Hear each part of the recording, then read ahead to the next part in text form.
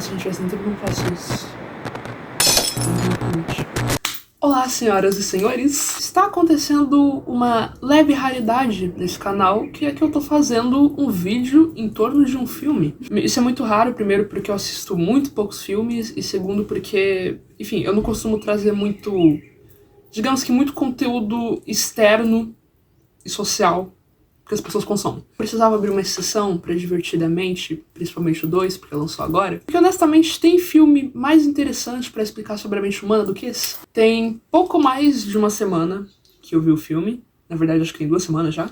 E assim, cara, se já é difícil eu ver filme, é mais difícil ainda eu lacrimejar e chorar vendo filme. Não vou falar chorar, porque, tipo assim, desceu uma lágrima, não foi aqueles prantos, entendeu? O filme inteiro me deixou muito pensativa, muito...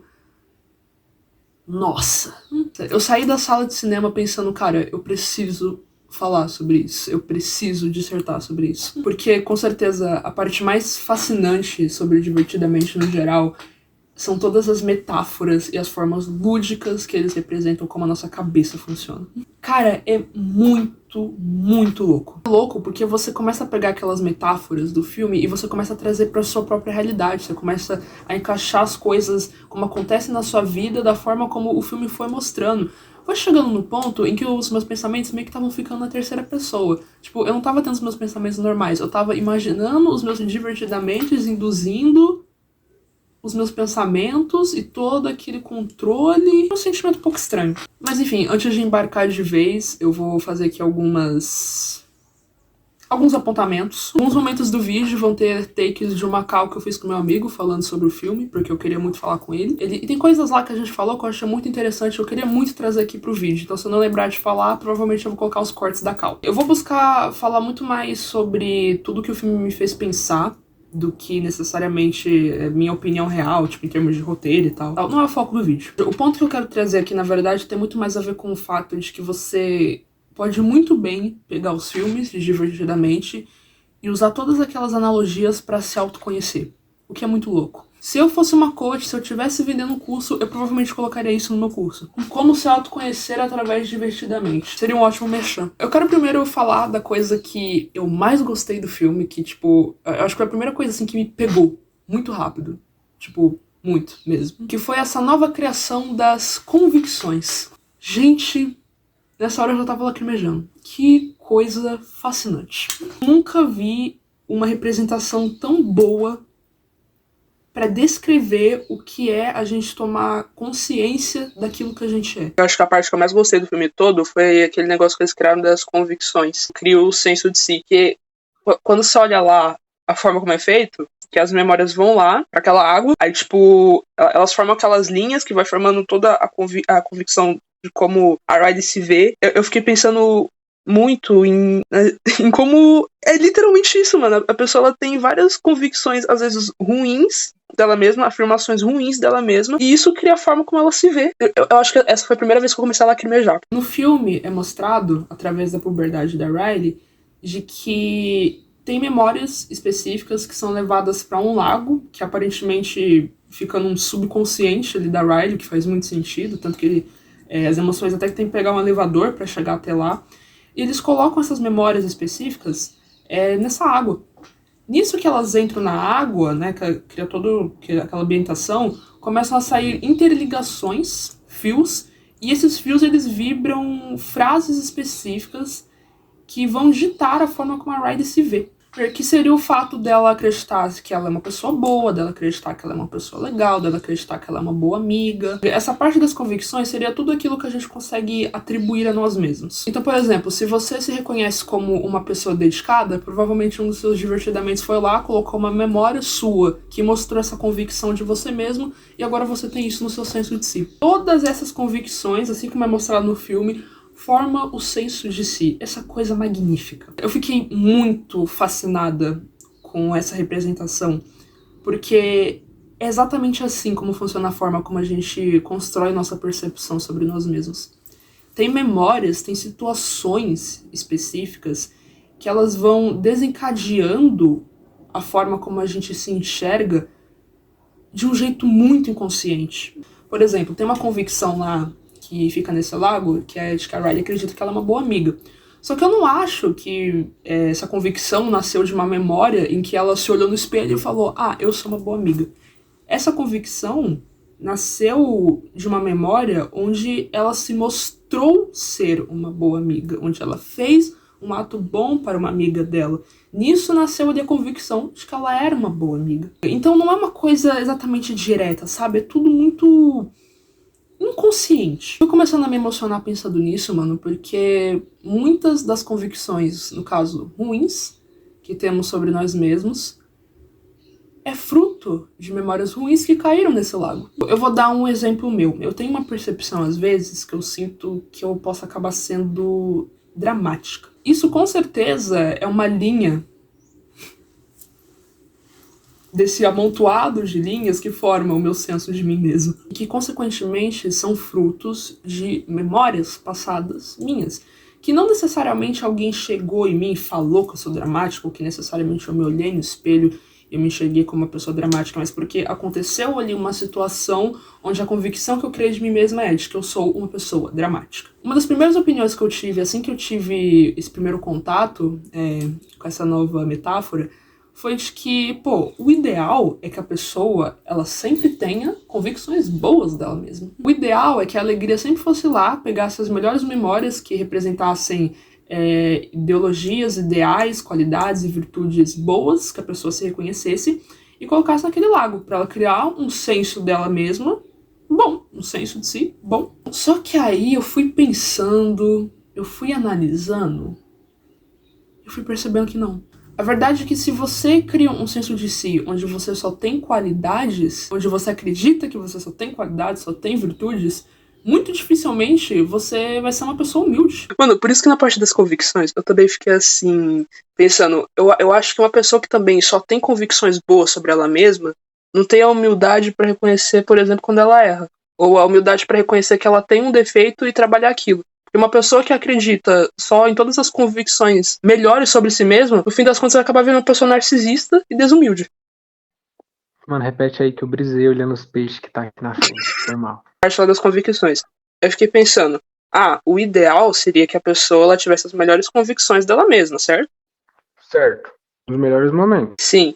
Só que aí eu também fiquei raciocinando. Se o senso de si de uma pessoa é feito apenas de convicções boas que ela tem sobre si mesma, significa que ela dificilmente teria humildade para reconhecer algum defeito dela, ou alguma coisa que ela tá errando. Então, por exemplo, se vai uma amiga dela lá, chega e fala, você é uma pessoa egoísta, e ela tem uma convicção de que, eu sou uma pessoa empática, eu sou uma pessoa solidária, ela vai ignorar totalmente a afirmação da amiga, porque ela acredita na convicção de que ela é uma pessoa empática, sendo que, na verdade, ela não é, mas ela acredita que é. Então, se ela só tivesse convicções boas na formação do senso de si, ela não teria humildade pra reconhecer quando ela ia errar. Porque você não vai ter a humildade de reconhecer os momentos em que você tá errando, os momentos em que você está errado, em que você está se provendo de uma característica ruim sobre si mesmo, e você não vai conseguir reconhecer isso.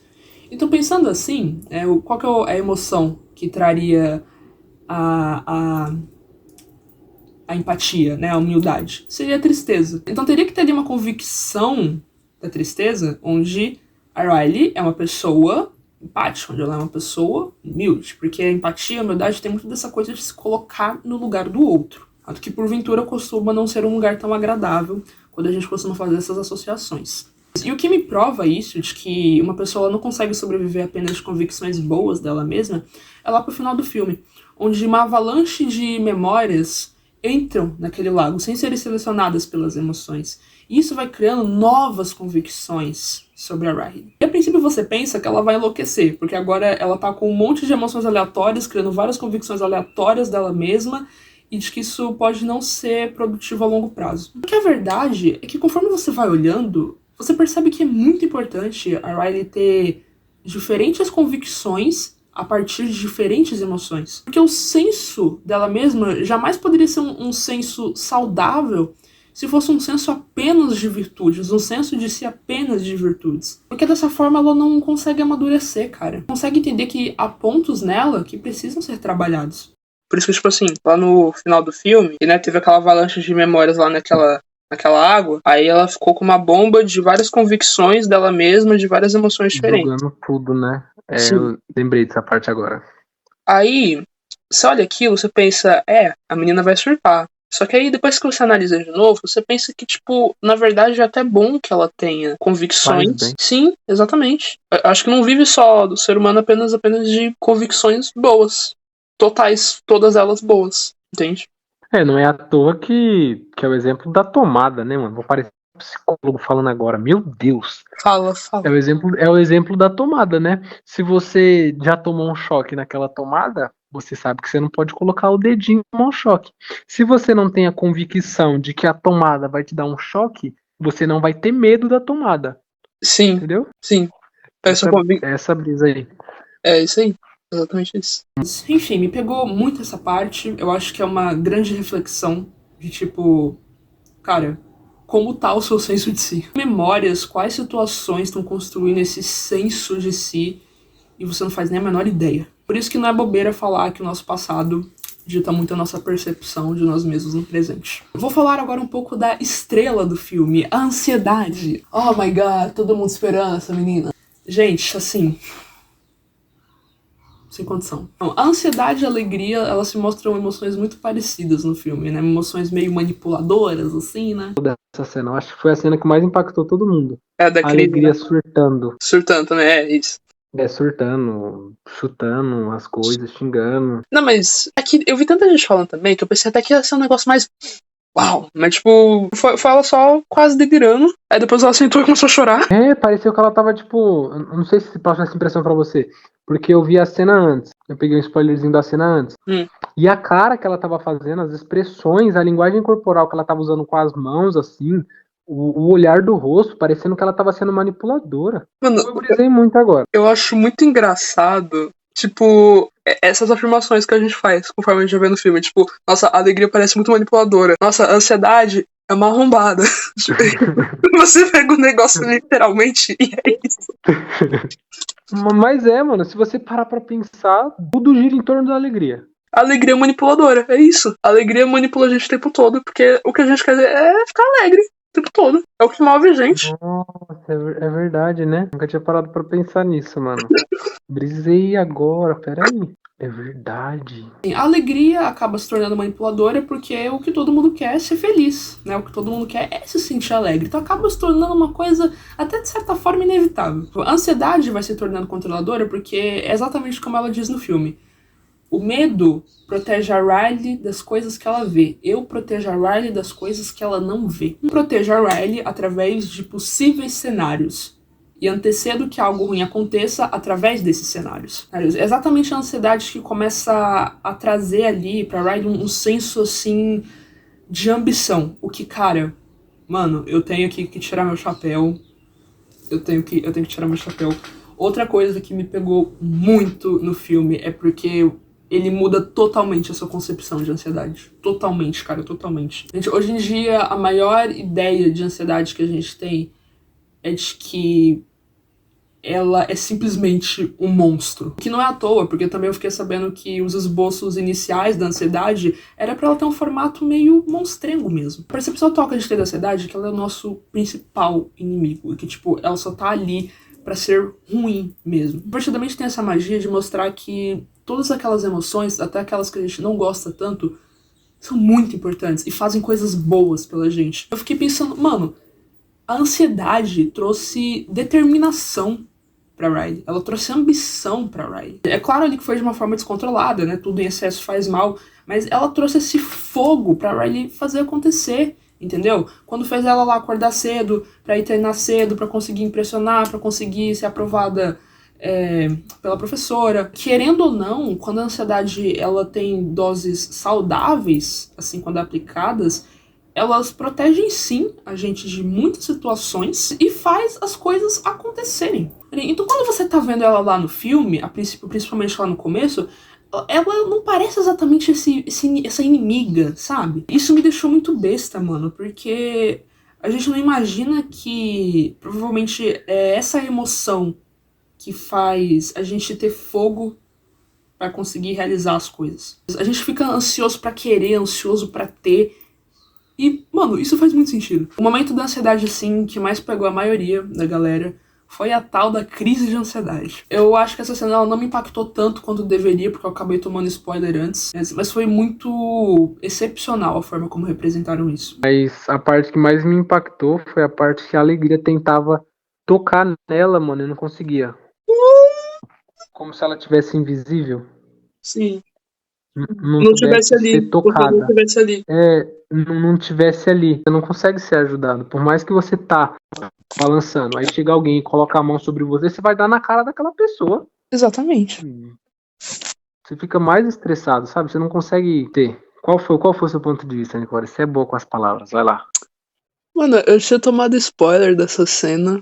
Eu acho que se eu tivesse visto pela primeira vez, o impacto teria sido outro. Mas é porque, assim, eu acho que o que mais pega quando você tá vendo o filme é porque, tipo, ele faz muita metáfora. Aí quando você traz essa metáfora pro literal da vida real, você fica muito mexido. Então, tipo, você falando que a alegria tenta encostar nela e é como se ela simplesmente não estivesse ali, é porque quando a pessoa tá ansiosa, ela simplesmente não tá ali, ela não tá no presente. E é uma metáfora isso, e tipo, mesmo que a ansiedade tenha conseguido sair ali da parte do controle, aquele furacão não sai. Porque, tipo, acabar com o sentimento de ansiedade, ele não é uma coisa automática, é uma coisa que, tipo, você conseguiu, talvez, tirar o ponto ali principal, que foi retirar a ansiedade do controle, mas ela ainda tá ali, ainda tá girando, e não é uma coisa que simplesmente dá pra só controlar, só falar chega, sabe? E, tipo, eu acho que a ansiedade é um daqueles sentimentos em que ele só vai saindo muito de pouco a pouco. Entende? E quando eu tava vendo o filme também, assim, e foi terminando, eu fiquei pensando hipoteticamente, né, naquilo que a gente não estaria vendo, né? Quantas vezes a Riley estaria tendo essa crise de ansiedade e a gente não estaria vendo? Quantas vezes as outras emoções teriam que ficar lidando com isso? Nossa, você tá com ansiedade agora, Nicole. Você tá querendo pensar no futuro. Eu também pensei nessa brisazinha, só que eu não cheguei tão fundo nisso aí. Ah, mano, eu cheguei. Eu tô quase fazendo um vídeo pro meu canal disso. A impressão que a gente tem vendo ali o filme é de que a ansiedade ela não tá ali, ela tá no automático desesperador. Tanto que a alegria tenta ajudar ela e parece que ela não ouve, é como se ela realmente não tivesse ali. É uma alusão muito direta ao fato de que quando a pessoa tá ansiosa, ela não tá no presente. E, cara, é uma cena tão bem construída, porque assim que. Não sei, não lembro se é alegria ou se todas as emoções, mas assim que conseguem tirar ela da parte do controle, todo aquele furacão que estava em volta do controle, ele não some imediatamente. Ele continua ali. É muito excepcional porque é uma representação muito clara de que a ansiedade não é uma coisa que você simplesmente para de sentir em um instante. Não, leva muito tempo, na verdade. Leva uns minutos até a pessoa voltar ao normal, voltar a respirar ao normal, controlar os pensamentos, sabe? Aquele furacão continua ali, mesmo que a ansiedade já tenha saído ali do controle. E a ansiedade nesse momento ela se torna ainda mais controladora, porque ela realmente não deixa espaço para mais nenhuma emoção ser sentida. Ela não deixa espaço. Não tem outras emoções. Ali tem apenas a ansiedade. E eu falo disso porque a forma como eles vão acalmando a ansiedade, ou seja, vão acalmando a Riley, é quando todos entram ali no abraço coletivo. Todas as emoções da Riley abraçam a ansiedade. Nisso ela vai se acalmando, porque ela vai voltando a sentir o equilíbrio de todas as emoções dela ali, em andamento, certinho, sem uma ficar sobrecarregando a outra. Muito louco. Algo assim que eu também achei de gênio foi os desenhistas dos cenários ansiosos. Gente incrível. Tem uma cena que a Riley tá indo dormir, e a ansiedade, ela tá lá imaginando todos os cenários possíveis do que pode acontecer com o jogo de hóquei dela. Isso tem várias amebinhas, né, que estão lá desenhando todos esses cenários e aparecem lá no telão. Entendeu? São vários. Achei aquilo muito incrível, porque eu fiquei pensando, caramba, mano, é assim que a ansiedade atua, é assim que fazem na minha cabeça. O mais legal dessa cena é quando todas as outras emoções que foram expulsas chegam lá. A alegria, vendo que todo mundo tá desenhando cenários muito negativos do que pode acontecer com a Riley, ela começa a dar uma de coachzona, entendeu? Não, e se ela conseguir? E se der tudo certo? E se eles ganharem não sei o quê? E se ela conseguir passar na faculdade, tal. A gente entende a intenção boa da alegria naquela cena, mas ela começa a extrapolar. É aí que a gente já começa a pensar naquele ponto de que nem sempre a alegria ela é tudo isso, ela é só esse mar de rosas. A alegria ainda tem esse senso da manipulação total, ela tem esse senso da positividade tóxica, porque ali já tava chegando num ponto de positividade tóxica o que ela tava fazendo. E não analisar o cenário de uma forma mais realista, sabe? Porque tem um equilíbrio pra isso. Assim como a ansiedade em excesso faz mal, a alegria ali agindo em excesso também faz mal. A gente viu também a representação da consciência, que é tipo um riachozinho roxo. Aí, nesse riacho, vão aparecendo várias coisas que tá no consciente presente da Riley, sabe? Gostei daquela associação, fiquei imaginando o que fica passando no meu consciente. Gostei também da chuva de ideias, porque foi tipo um botão que a ansiedade apertou e aí começou a aparecer montes de lâmpadas. Aí eu falei, gente, meu processo criativo é assim. A ansiedade vai lá, aperta o botão, começa a cair um monte de lanterninhas, muito louco. Teve também a parte lá do desfile das profissões, que vão aparecendo vários bonecos infláveis da Riley, só que cada um tá vestido com uma profissão diferente que ela tá pensando em cursar. Aí eu fiquei imaginando os meus bonecos infláveis com as profissões que eu quero cursar naquele desfile. Aí fiquei imaginando como seria. Nossa, seria incrível. Várias profissões, uma mais aleatória do que a outra.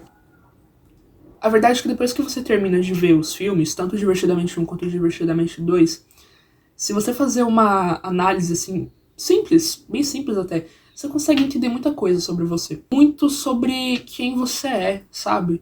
Tipo, pô, mano, quais que são os cenários que aquelas amebinhas ficam desenhando pra mim? Desses momentos de ansiedade. Quais que são as minhas ilhas, né? Que ainda é um preceito que eles já iniciam lá no primeiro filme, mas eu acho muito bacana. Quais que são as suas ilhas, cara? Uma coisa que eu senti falta. Sabe uma coisa que eu senti falta? Não é eu tô querendo mudar de assunto porque eu não entendi muito bem essa parte da ansiedade aí. E eu não tô conseguindo falar com propriedade. As ilhas. Eu senti muito falta delas, meu. Eu também, mano. Eu senti que dava pra ter explorado muito mais. Porque no primeiro filme a parte das ilhas pega muito também. Mano, a parte das ilhas pegou muito. A ilha da amizade. A cada nova memória, uma nova ilha era criada ou alimentada pelas emoções que fazia surgir. Não fez sentido nenhum. Isso não é a convicção? Olha, se você pegar num ponto de vista que as ilhas são tipo todas as partes mais importantes que falam sobre a personalidade dela, tem muita diferença. Porque pensando assim, eu acho que as minhas ilhas, elas são arte, família, tem a da amizade, tem a da zoeira também, e tem mais duas que são pessoais, não vou falar. Uma representação muito boa no segundo filme também, que é a ilha da família. No primeiro filme tá enorme, né? No segundo tá pequenininha, mal dá pra ver. Acho que um dos pontos principais também que eu queria trazer nesse vídeo é que, né, tá no título, Divertidamente me fez perceber que eu preciso sentir. Porque desde o primeiro filme a gente vê muito essa premissa de que uma emoção quer se sobressair a outra. Quer ficar naquele controle e quer fazer as coisas do próprio jeito e não dar espaço pras outras. Ou às vezes chega no ponto em que a Riley também simplesmente não sente nada, né? Eu não sei como é que vocês interpretam, mas no primeiro filme, onde a alegria e a tristeza estão fora da sala de comando, tá só a nojinha, a raiva e o medo lá, aí eles colocam aquela ideia louca na cabeça dela e eles não conseguem mais mudar. Aquilo, gente, pra mim, é uma representação de um bloqueio emocional. Ela foi perdendo totalmente as emoções, ela não conseguia sentir mais nada. Porque, às vezes, a gente tem tanto dessa coisa de buscar ver as coisas pelo melhor ângulo, buscar ter a alegria, buscar ter o entusiasmo, buscar ter a vontade de viver. Simplesmente só esquece de sentir. E às vezes a gente tem que sentir. Só isso. A premissa da loucura que vai acontecendo nos dois filmes pra mim é de que eles não conseguem deixar, às vezes, a Riley só sentir as coisas. Vai se tornando uma relação meio possessa, bem tóxica mesmo. E quando eu falo que o filme mostra pra gente que precisamos nos permitir sentir, é porque nem tudo é esse autocontrole enorme. Nem tudo é só essa ansiedade por essa busca pela aceitação, por essa busca pela felicidade. Às vezes você só precisa sentir suas emoções. Tem momentos que vão exigir determinadas emoções suas. E quando você não se permite sentir elas, você começa a reprimir muita coisa. Mas aí dá pra dizer que muitas emoções da Riley foram reprimidas no filme por causa da ansiedade. Então, às vezes, a situação não é sobre você deixar de sentir algo, mas é sobre você se permitir sentir e deixar fluir. Entender que cada emoção, ainda que cause dor, ainda que cause sofrimento, ainda que cause desconforto, aquele momento em si, aquele momento presente que você tá tendo, aquela emoção, é muito importante para uma construção de uma parte de você. Às vezes é difícil engolir isso, é muito difícil, tanto que não é à toa que constantemente a gente é bombardeado com informações que, de alguma forma, ajudem a gente a ser mais feliz. Mas às vezes não é sobre isso. Eu acho que, na verdade, às vezes a forma pra você conseguir ser mais feliz é você se permitir sentir. Eu admiro muito essas pessoas assim, mano. Tipo você, tá ligado? Que começa a brisar e começa a pensar nas coisas. Entendeu? Eu não, pra eu pensar nas coisas eu tenho que ler um livro. Não sei se fez sentido. Não, ou então é sentido. o sono. É o sono, então.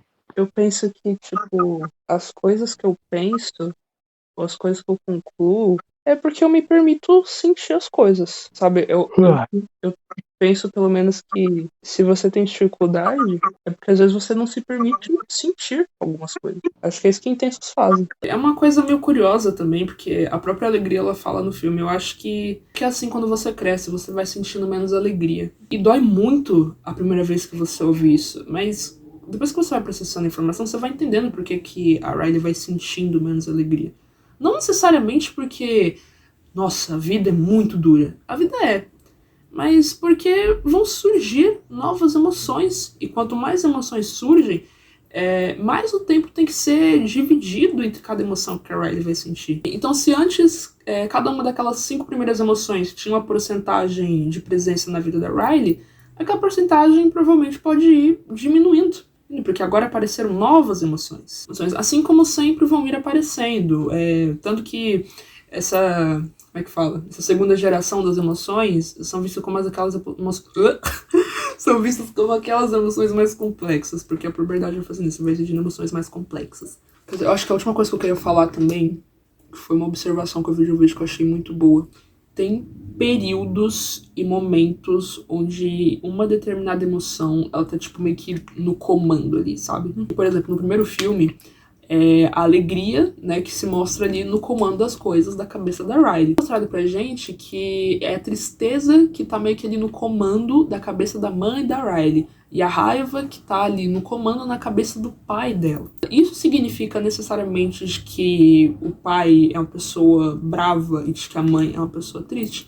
Não, mas pode significar que tipo, tem períodos em que essas emoções vão transitando de comando, porque acabam se tornando as emoções mais presentes. O primeiro filme faz sentido porque, né, a mãe da Riley provavelmente tá ali com a tristeza no comando, porque ela provavelmente tá triste por ter se mudado da cidade onde ela tava pra uma outra casa. E o pai deve estar com a raiva no comando, porque ele deve estar muito frustrado com todas as desvantagens e complicações de ter se mudado. Então fica mais uma pergunta aí, que emoção tá no seu controle de comando agora? Não é querendo ser padrão, mas eu acho que a minha no comando agora é a ansiedade. Mas não aquela ansiedade de, meu Deus, eu acho que eu vou... É aquela ansiedade de, vamos produzir, algo do tipo. Ai. Mas obrigada, que eu que agradeço, mano. Porque é da hora ver você falando bonitão. Entendeu? Tipo, sabendo defender suas ideias, é da hora. É isso, senhores. Espero que tenham gostado do vídeo. Eu sinto que eu falei muito do filme, não sei se eu falei muitas coisas úteis pro pensamento de vocês, mas eu espero que sim. Beijo. Tchau!